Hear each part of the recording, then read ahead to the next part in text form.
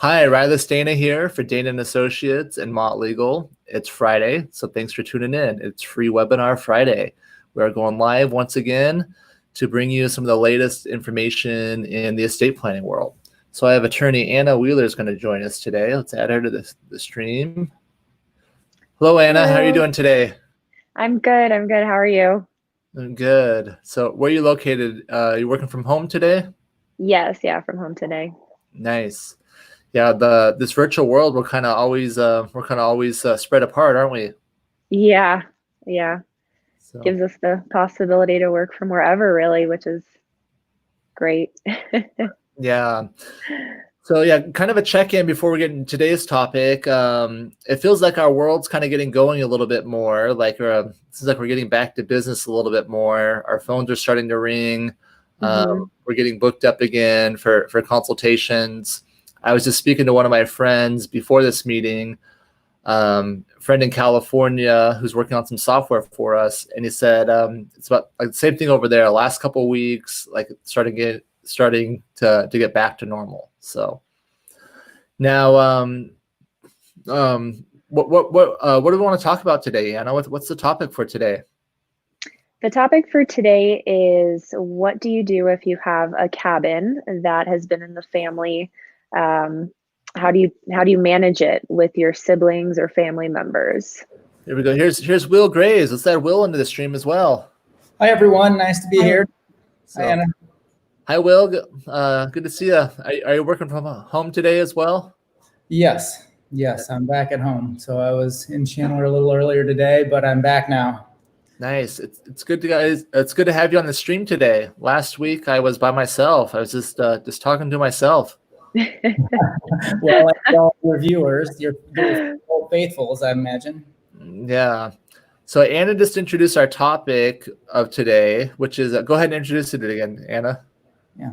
Cabin trusts generally. So what do you do if you have a cabin in the family that's been owned by grandparents or great grandparents? How do you pass it down to generation and keep it in the family? And what are the legal repercussions of doing it? What's the best way to manage it, and what issues can come up? Yeah, so we're going to discuss that. So that's something that came up this week with the client. It's come up before. And strangely enough, I heard back from some of the people that I helped with this situation like this a year ago, and they're still dealing with it. So thought it's a great topic to talk about today. So what do you do with a cabin, with one of those, with the unique property? You have, family that's made memories there, so it's a special place.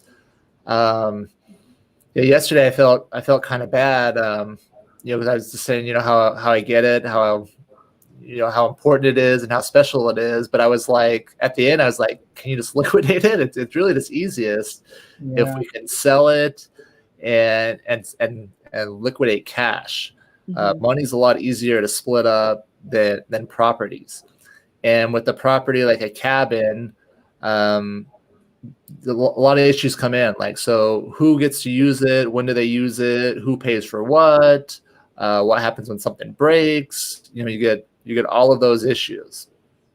And some of what we're seeing, I think there's a lot of families that have properties like this, and they've been able to share. They've been able to play along nicely for sometimes a lot of generations. Like the one yesterday, they had it split up this way since 1994. So it was a lady where I believe it was her grandfather, correct? Was it her grandfather that created the property? He built the property, so that's something too. It's sentimental, it's something that your great grandparents or grandparents built, so that's why they want to hold on to it. He built it, and he said that he wants all of his heirs to be able to use it, right? Wasn't that the situation? Yes. And I'm just thinking, oh my gosh, what a mess, like legal wise.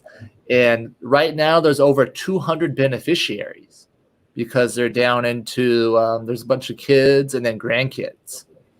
So, and that trust ran out of money is what it sounds like. We haven't actually seen that trust, but the way we were contacted is that situation is ending. So the property now needs to be distributed to I believe there was 5 or 6 kids, and one of them has passed away that has a couple kids. So they're trying to figure out, what do they do? How do they collect this property? And I don't know if I gave any answers the other day, Anna, did I? It seems like I just kind of told them all the bad things that could happen, right? Yeah. So The usual, it depends. yeah, but what do we talk about? And then Will, so with your background being from Iowa, farms is the issue. It's a very similar thing with farms. We have a lot of clients from the Midwest. Yeah, because it's real estate, and real estate is hard to, one, jointly own, and two, hard to pass down. And a lot of times people don't want it to get sold. And so that's what raises a lot of issues, is how do you pass it down if you don't want to let your heirs sell it? You know, it's a lot easier to distribute cash than it is real estate. Yeah. One of the challenges sometimes I think people have, like going back to this guy that built the cabin, he wanted all of his heirs to be able to use it.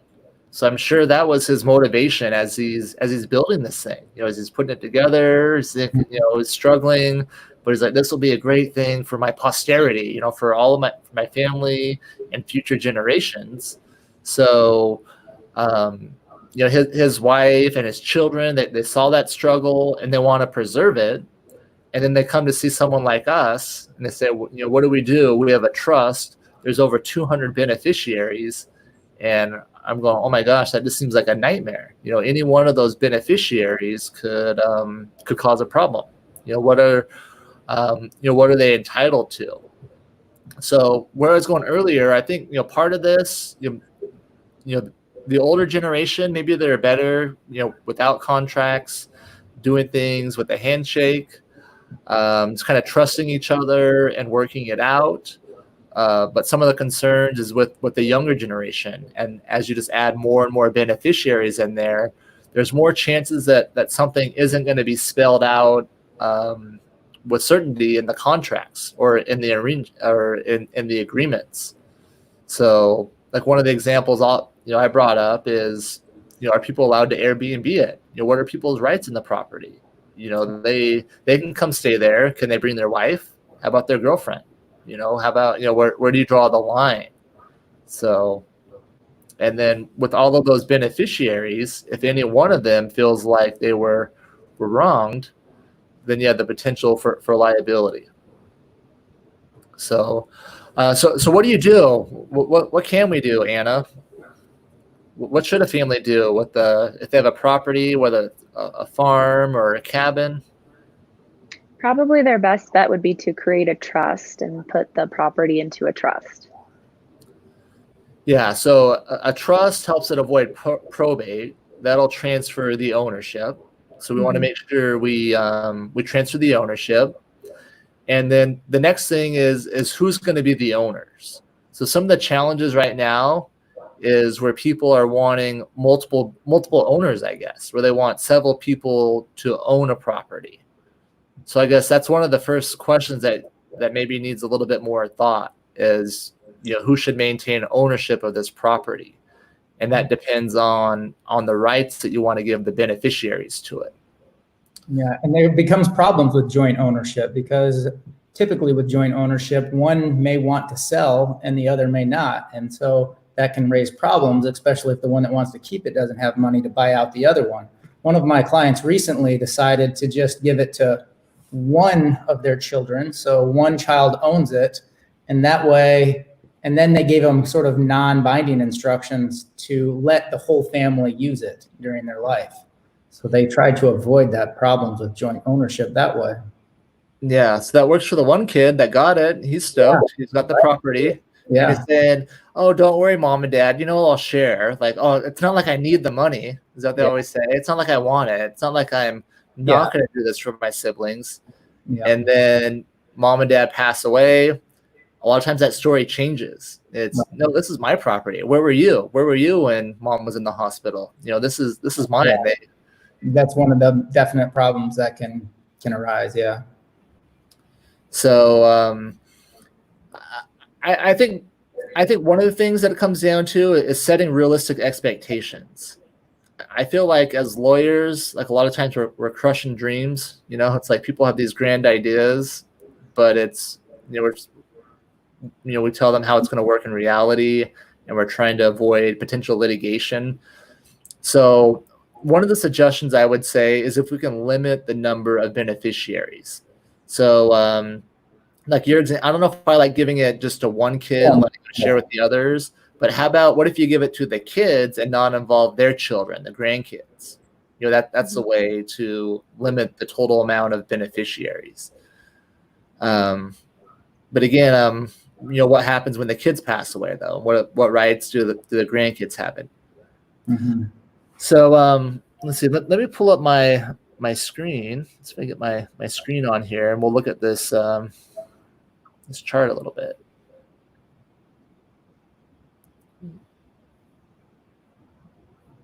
There we go. So this is the presentation that we use in our meetings with the clients. This is showing a continuation trust. So there's a house, a bank account, some life insurance, and then here's an LLC. So, and this is a cabin. So this, if you zoom in here, this tiny little house, pretend that's a cabin.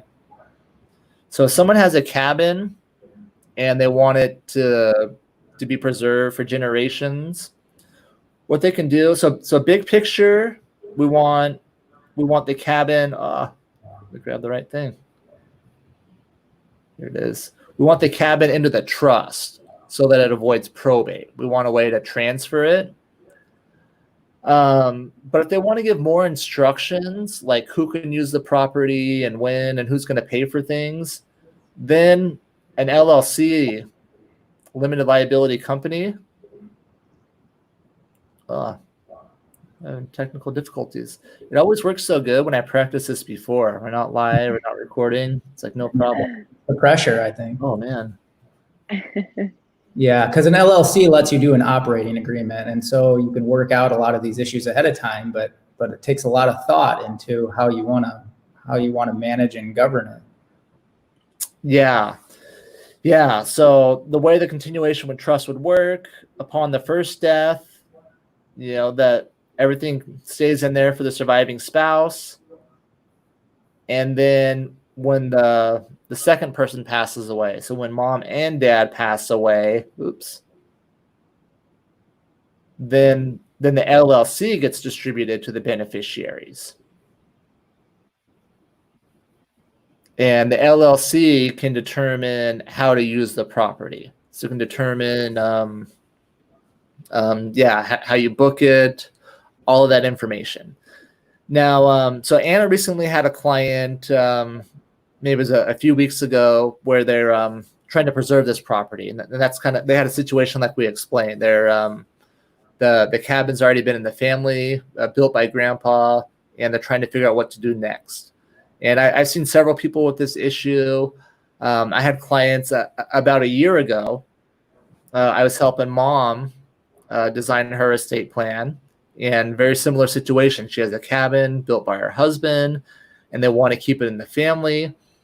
And so the plan that we came up with is I helped them create a trust, and I said, go see another attorney to do this LLC, to draft the custom operating agreement that will go over how the property can get used. And so that's what they did. And I know just creating this LLC was a struggle.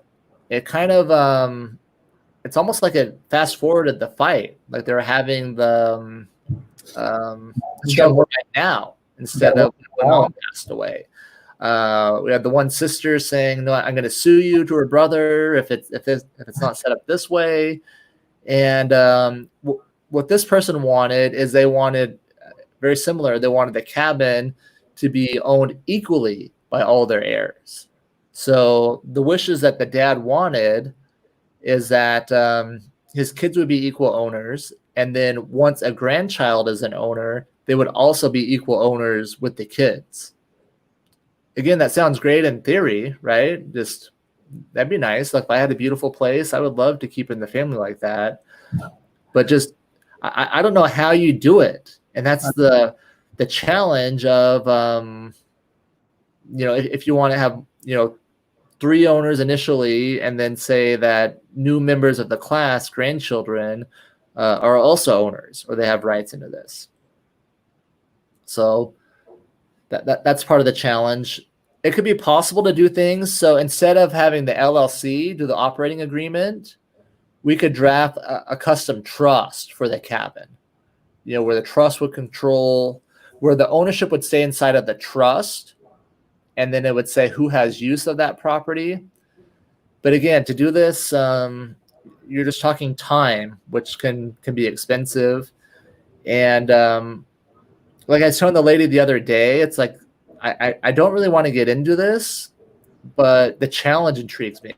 The fact that there's an issue, they're going to receive this property. What should they do with it?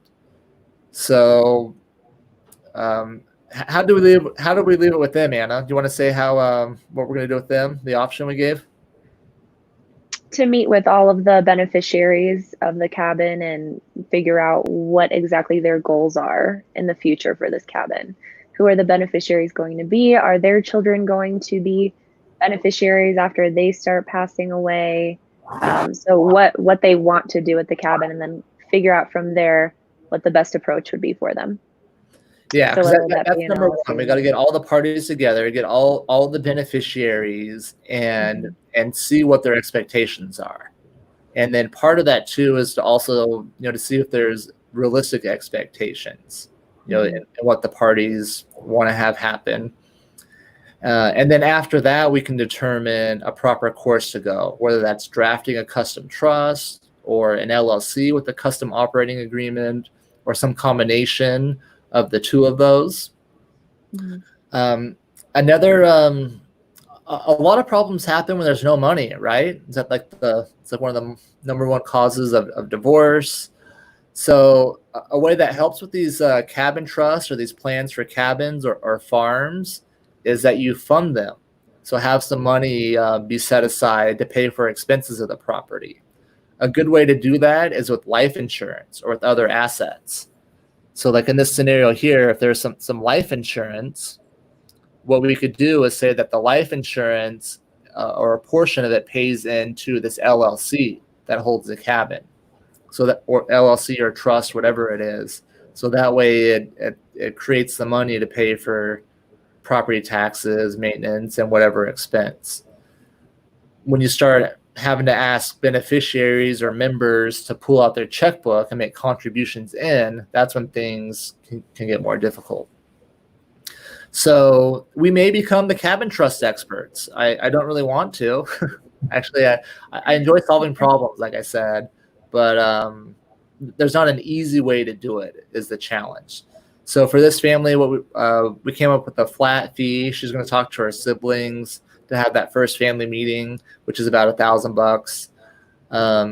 And then after that, budget-wise, I told them that the budget should be around, starting from $5,000 to $10,000 to draft all these agreements. It's something possible that we can do, but it takes a little bit more time and a little bit more thought in order to come up with a good plan.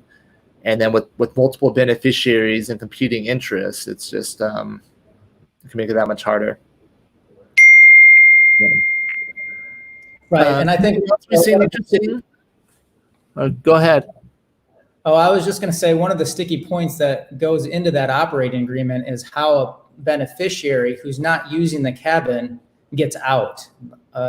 Sometimes they want out, and they want their share to be bought by the others, but then you have to come up with what's a fair price. Do the others have the assets to buy them out? Yeah, who can they sell it to? Sell it to, right? Can it just go to the open market? Probably not, if it wants to be kept in family. So that's kind of the things that have to be thought out and put into that operating agreement. Yeah, I saw. It's kind of more fun to talk about what goes bad, right? Again, I would say most people are good. Sometimes this can work for families, but it's our jobs to point out, what can be bad. Right. I remember there was I had a client. up in our Payson office, and they owned, there's some acreage owned, multiple owners, and he was in a disagreement with the other owners. So what he did is he actually gave his share to an environmental organization when he passes away. Someone that just to annoy the other owners, essentially. So these other ranchers, he's like, well, if they don't want to deal with me now, they can, good luck with this other joint owner. Yeah. So, but it's, I guess that's whenever there's property. Something that you bring up a lot, Will, or you brought it up, is the restraint on alienation. Yeah, the rule against perpetuities, and then the restraint on alienation, which is it's frowned upon in the law for any contract to prevent the sale of real estate. It's kind of what that means. Yeah, so it's something that we have to look at as well. Like, are we tying up real estate? Is this actually a good use on it, or are the plans unnecessarily just restraining property and creating extra maintenance?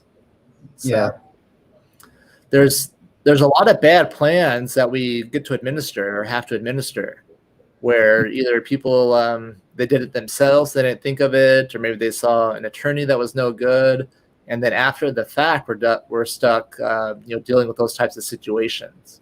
So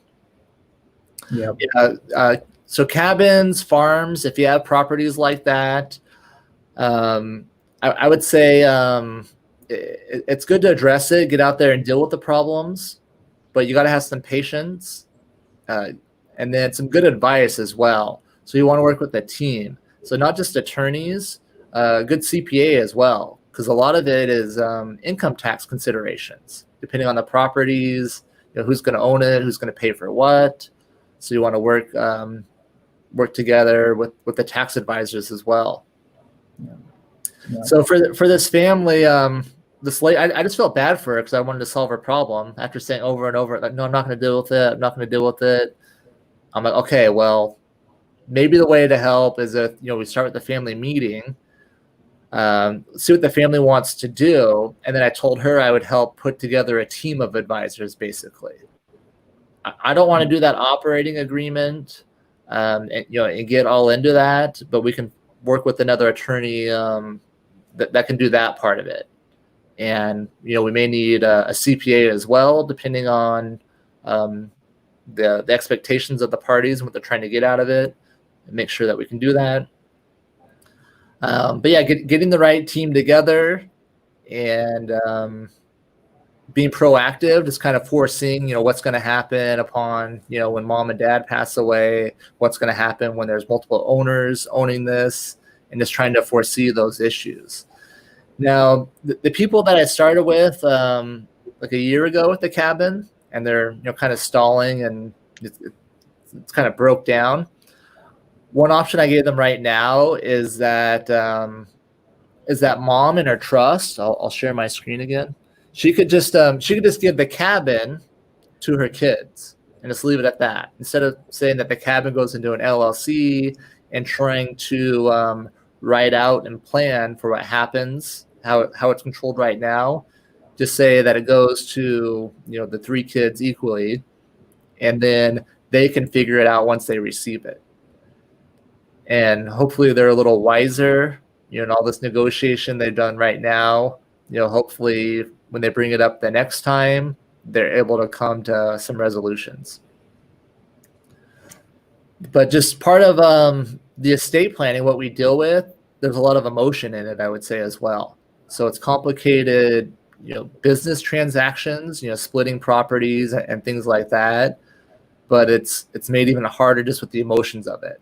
So sometimes there's years of trauma or years or whatever that people want to fight just to fight, or they don't want their brother to have something, or so you can have some of those issues mixed in as well. That's what makes it so fun, right, Anna? Yeah.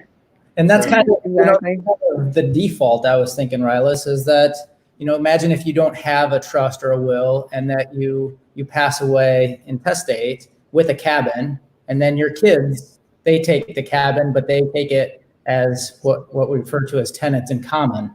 So they each have their 1/3 interest, but they'd have to take it through probate. And so that's why we recommend the trust and the LLC to avoid that. And another problem with owning it like that, the 1/3 interest, is that they're able to sell their 1/3 interest, Yeah. and force the others to buy it out. Yeah, so we like the trust to avoid probate. And then I would say my philosophy or strategy is we don't want to control the trustee. We don't want to say this must happen to the cabin. Here's what you have to do, because it's hard to predict that right now, what they're going to need at that time. Yeah. So that's why I prefer just, if you want the cabin to go to all the kids, we can just say that. And then you could do unofficial instructions saying that, it's your hope that they, whatever, let the grandkids use it, and however you want it to be controlled. Yeah. But every situation is going to be a little bit different depending on the assets. So, what other assets are there besides the cabin? What is the value of the cabin or farm? So Right. sometimes, let's say if it's a $3 million estate, there's 3 kids, and if the cabin's worth $1 million and one of them wants it as their share, then that's easy. So, but where it's a challenge is when it's a $3 million estate and the farmer cabin is worth $2.5 million, or it's worth the bulk of it. Right. So then what do you do? Or if a beneficiary is not able to buy out the others. So again, some planning beforehand pays off if the parents have thought about what they want to have happen to it. Realistic planning, sometimes it's like what they want to have happen is not really reality. Maybe their kids don't even want it. They go through all these plans of how the kids can use it, and the kids say, "Great, but can we also sell it?" All right, yeah, cabin trust. It's a fun topic. If any of you guys have properties like that, let us know in the comments. If you think that's a niche we should get into, like the farm experts, cabin trust, helping people come up with complex plans for that type of real estate. Anna says that's going to be her niche, right? You want to be the cabin? Yeah. Cabin expert. That's the goal. We'll see how it goes. Maybe a couple family meetings, see if we like it or not after we get all those kids together. Yeah, see how well they behave. Yeah. Cabin trust. So lots of issues, lots of moving parts. I feel bad that we didn't really talk about a lot of solutions on this stream. We talked about more of the problems. I guess the solution is it takes time, and it's going to take a custom solution. It's going to take realistic expectation and a team of advisors, I would say. So that's how you get a plan. And maybe don't be in a hurry. Maybe don't try to figure it all out now. Is it Greg Popovich used to say, "Don't be in a hurry to win"? The basketball coach. I haven't watched basketball forever. San Antonio Spurs coach. The Spurs said, don't be in a hurry to win. Yeah. And I feel like this is one of those situations where some people want to get it all spelled out right now, what's going to happen. And by trying to do that, you may create unnecessary problems right now. You're creating the litigation now instead of letting things happen organic and naturally at the right time. Yeah. So it's kind of a combination in between that. How much can you plan for, and how much is doing too much right now Yeah. Cool. Well, thanks everyone for tuning in. Any other topics we want to talk about today before we end the stream? I think that's it for today. Yeah. That's it for today's stream, I guess. So I'll put on a little banner here. Let's see here. Here we go. Schedule your free virtual family legal session today. So check out our website or give us a call. We can schedule your personal family legal session with either one of these 3 attorneys on the screen here. So we'll help you. So our process works. You get a 2-page simple inventory to fill out before the meeting. Then we'll get on a Zoom call, kind of like this, and we may go through some of that PowerPoint that I showed earlier to answer your specific questions. We'll talk about why you scheduled the appointment. What is it? that's most important to you, whether that's providing a guardianship for your kids, a plan for a cabin, avoiding probate, whatever those things. We'll come up with a plan for you. We'll quote you a flat fee for that plan, and then we can help you implement it. All the meetings now with the attorneys are now virtual. So we do the first design meeting is virtual with the attorney. The next review meeting is virtual. We share a screen. I actually like that better than the real life meeting. It takes the pressure off when we're reviewing documents, and we're able to make changes right then if we need to. And then the client sees the final version after that meeting, and they take it to a notary to sign. And that could be in our office. They stop by with one of our paralegals. And then after the documents are signed, the final Zoom meeting, we'll show you. Let me grab